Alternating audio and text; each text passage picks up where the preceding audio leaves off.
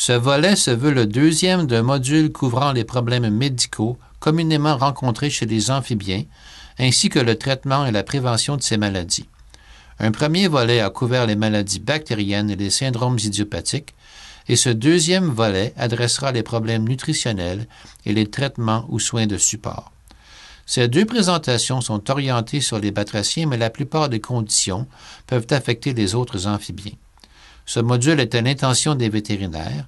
Bien que l'information qu'on y présente puisse être utile au personnel non médical, la pratique et l'exécution des procédures et techniques décrites ici sont réservées aux vétérinaires licenciés seulement. Veuillez de plus noter que les photographies utilisées dans cette présentation furent obtenues lors de procédures cliniques de routine chez des amphibiens malades. Les conditions et les maladies communes examinées dans ce volet comprennent les désordres nutritionnels comme l'hypovitaminose A et la maladie métabolique osseuse, et les soins de support. Avant d'adresser les problèmes nutritionnels, il semble indiqué de revoir les recommandations de base concernant les amphibiens. Un des éléments nutritifs importants est le calcium. Le rapport phosphore-calcium devrait approcher 1,5 ou 1. Plusieurs invertébrés, élevés commercialement, ont une teneur basse en calcium et haute en phosphore. Une méthode pour corriger ce déséquilibre est le gut loading. Ceci consiste à nourrir les invertébrés avec une diète haute en calcium avant de les offrir aux amphibiens. Le but est d'augmenter le contenu en calcium de plus de 2% sur base de matière sèche et ainsi corriger ce qui serait un rapport inversé chez les invertébrés non traités. Les diètes utilisées pour le gut loading ne sont pas complètes et peuvent même être létales pour les invertébrés, et donc on ne devrait la servir aux invertébrés que 48 heures ou moins avant de les servir aux amphibiens. Une autre méthode consiste à saupoudrer de calcium les invertébrés offerts aux amphibiens. Cette méthode est parfois la seule option pour certains invertébrés, mais la poudre ne demeure pas sur la proie pour longtemps et tombe avec le temps ou si l'insecte se toilette. Certaines proies, comme les lombrics et peut-être les criquets nouveau-nés, ont un meilleur rapport calcium-phosphore et ne requièrent pas de supplémentation. Mais les criquets ou grillons adultes contiennent surtout du phosphore. Les suppléments vitaminés sont parfois requis, dépendamment des espèces d'amphibiens et des proies qu'on leur offre. La vitamine A en particulier est souvent déficiente et ceci mène à des problèmes de santé si la diète est inadéquate. On peut écraser les tablettes de bêta-carotène et en saupoudrer la proie, mais il est souvent nécessaire d'appliquer la vitamine A topiquement sur les amphibiens. Quelques notes additionnelles sur la nutrition. Les invertébrés aquatiques peuvent être traités avec des bains d'eau salée avant de les offrir aux amphibiens afin de réduire le risque de transmission de parasites. La biologie de chaque espèce d'amphibien devrait dicter les méthodes d'alimentation. Les repas devraient être offerts à intervalles appropriés. Par exemple, il serait inopportun de nourrir le matin une espèce d'amphibien naturellement active au crépuscule. N'offrir que la quantité qui peut être consommée. Les proies qui demeurent plus d'une journée perdent leur valeur nutritive, drainant l'énergie nette dépensée par les amphibiens. Notez aussi que les proies doivent être offertes vivantes, car les amphibiens ne mangent pas de proies mortes ou immobiles. La grosseur des proies doit aussi être proportionnée. Des proies trop petites ou trop grosses ne seront pas consommées ou au pire aller pourrait causer une obstruction gastro-intestinale.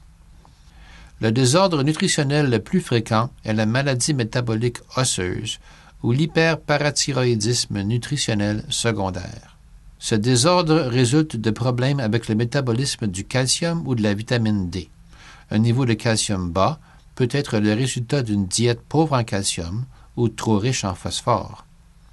Une déficience en vitamine D peut être le résultat d'un éclairage inadéquat causant une diminution de la conversion de la vitamine D ou d'un excès de vitamine A qui alors interfère avec l'absorption de la vitamine D. Les signes cliniques de ce syndrome incluent une paralysie flasque ou tétanique, particulièrement après exercice ou excitation, un tympanisme gastro-intestinal dû à une motilité réduite, des fractures et déformités des os longs et des mandibules, ou des prolapses cloacaux. Le diagnostic est confirmé à l'aide de radiographies qui démontreront les os mal formés. Des cortex osseux minces et une pauvre densité osseuse et ou des fractures. Le traitement consiste à corriger la diète ou tout autre problème sous-jacent. Les besoins des amphibiens en rayons ultraviolets sont peu connus, mais si une déficience en vitamine D est soupçonnée, augmenter l'apport de rayons UVB pourrait s'avérer utile. En résumé, la supplémentation en calcium, soit orale, injectable ou au moyen de bains, peut être requise, spécialement dans les cas de tympanisme ou de tétanie. Il peut aussi être nécessaire de supplémenter en vitamine D. Une autre déficience commune est l'hypovitaminose A. Un manque de vitamine A mène à une métaplasie squameuse de l'épithélium dans divers organes. La manifestation la plus étudiée est le Short Tongue Syndrome, ou syndrome de la langue courte, observé chez les crapauds du Wyoming. La métaplasie squameuse mène à une diminution de la production de mucus sur la langue et il devient difficile pour le crapaud de capturer ses proies. Une enflure des paupières et des conjonctives est une autre manifestation de ce syndrome. Le traitement consiste à supplémenter en vitamine A. Ceci peut être achevé en écrasant des tablettes de bêta-carotène et en saupoudrant les proies de cette poudre. On peut aussi asperger les amphibiens avec une formulation liquide ou administrer la vitamine A individuellement de façon topique.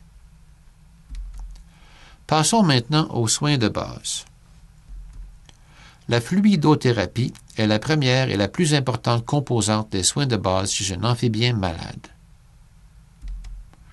La solution de Ringer pour amphibiens est isotonique pour la majorité des espèces et peut être reconstituée à partir des sels présentés ici.